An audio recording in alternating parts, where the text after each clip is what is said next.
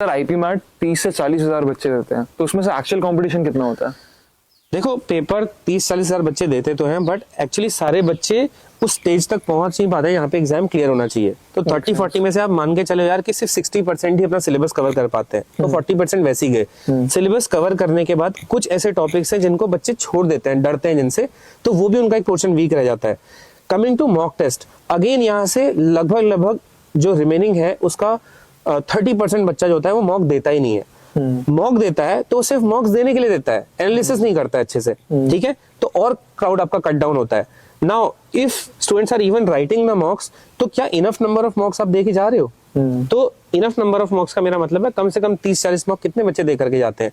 आप ये मान के चलो कि 40 में से लगभग एक्चुअल कंपटीशन हर एक बच्चा जो इनमें से हर एक स्टेप को अच्छे से करके जाता है, that is somewhere around 10,000। In fact यहाँ पे वो बच्चे भी आते हैं who fall in love with one subject, कि या तो मैथ्स ही करते हैं तो इंग्लिश ही करते हैं, तो इसमें सेक्शनल कट ऑफ भी काफी बच्चों की क्लियर नहीं होती, and that is how your competition goes on, and you will be surprised to know कि इन 40,000 में से कट ऑफ क्लियर करने वाले तो सिर्फ 720-800 के आसपास ही होते हैं हर साल, isn't it? So that is the actual competition.